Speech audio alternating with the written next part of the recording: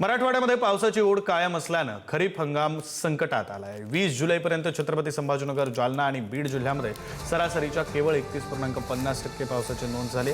कमी पावसामुळे अनेक ठिकाणी पेरणी रखडली असून उगवलेल्या पिकांनाही फटका बसतोय। एकूण 21.42 लाख हेक्टरपैकी 79% क्षेत्रावर पेरणी पूर्ण झाली। कापूस, उडीद आणि मूग पिकांच्या लागवडीवर सर्वाधिक परिणाम झालेला आहे।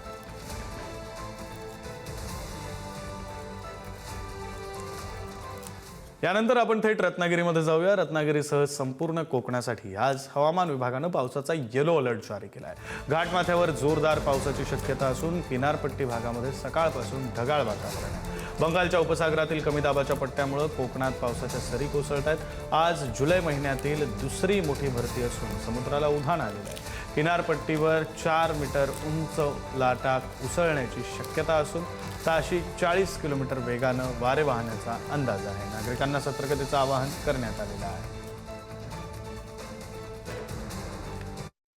हवामान खात्याने आज पावसाचा येलो अलर्ट दिलेला आहे। आपण सध्या रत्नागिरीच्या किनारपट्टी भागावर आहोत आणि आपण जर पाहिलं तर वेगवान वाऱ्यांसह या ठिकाणी समुद्राला हे उधाण काहीसं आलेलं आपल्याला पाहायला मिळतं। सकाळपासूनच किनारपट्टी भागामध्ये ढगाळ हवामान आहे आणि जुलै महिन्यातील आज सर्वात दुसरी ही मोठी भरती ही होणार आहे। किनारपट्टी भागामध्ये ताशी 40 किलोमीटर वेगाने हे वारे वाहताना आपल्याला पाहायला मिळत आहे।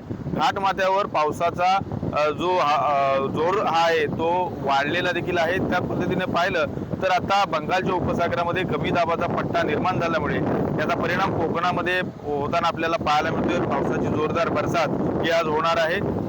तर समुद्राला देखील उधाण आलेलं आपल्याला पाहायला मिळणार आहे। 4 मीटर उंचीच्या लाटा ह्या समुद्र किनारपट्टीवर धडकणार आहेत। त्यामुळे किनारपट्टी भागातील नागरिकांना सतर्कतेचा इशारा हा हवामान खात्याने दिलेला आहे। एकंदरीत पाहिलं तर सकाळपासूनच जिल्ह्यामध्ये ढगाळ वातावरण आहे आणि याचा परिणाम आज जिल्ह्यात जुलै महिन्यातील ही दुसरी मोठी भरती होणार आहे। त्यामुळे नागरिकांनी सुरक्षिततेचं आवाहन हे प्रशासनाने केलेलं आपल्याला पाहायला मिळतंय। राजन चव्हाण, पुढारी न्यूज, रत्नागिरी।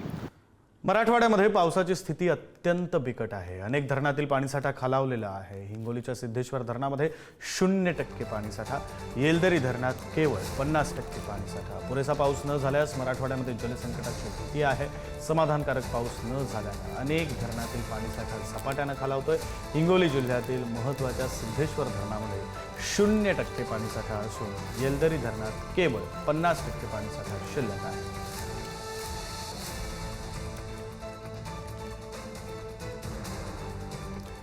पूर्व विदर्भामध्ये पावसाची प्रतीक्षा अजूनही कायम आहे। पावसाने ओढ दिल्यानं पूर्व विदर्भातील पेरणी रखडलेली आहे। धान पिकाला सर्वाधिक फटका बसतोय। पेरणी रखडलेली आहे। एल निनोमुळे शेतकऱ्यांची चिंता आणखी वाढलेली आहे। पावसाअभावी खरीप हंगाम धोक्यात आलेला आहे। पूर्व विदर्भामध्ये पावसाने ओढ दिल्यानं खरीप हंगाम संकटात सापडला आहे। 16 जुलैपर्यंत नियोजित क्षेत्राच्या केवळ 58.55% भागावरच पेरणी पूर्ण झाली असून धान पिकाला सर्वाधिक फटका बसलाय। भंडारा आणि गोंदिया जिल्ह्यामध्ये भात रोवणीचा वेग अत्यंत मंदावला असून एल निनोच्या प्रभावामुळे शेतकऱ्यांची चिंता वाढलेली आहे। पुढील काही दिवसात समाधानकारक पाऊस झाल्यास खरीप हंगामाला दिलासा मिळू शकतो।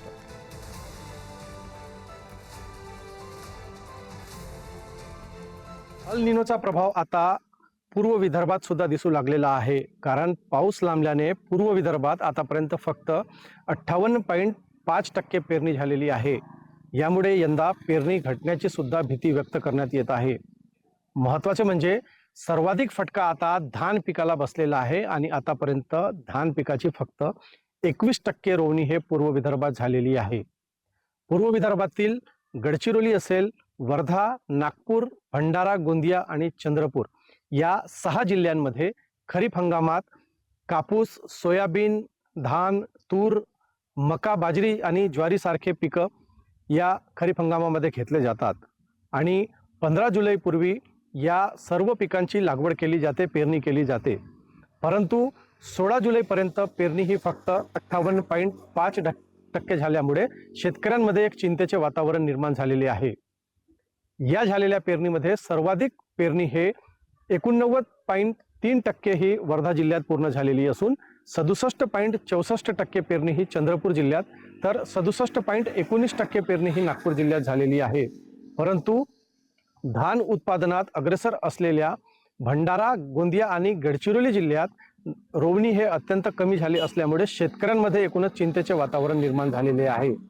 आता शेतकऱ्यांनी यावर्षी पेरणी करावी तरी कशी, असा प्रश्न सुद्धा आता बहुतेक शेतकऱ्यांच्या मनामध्ये उपस्थित होत असल्याचे दिसून येत आहे. पुढारी न्यूजसाठी आशिष अग्रवाल, गडचिरोली.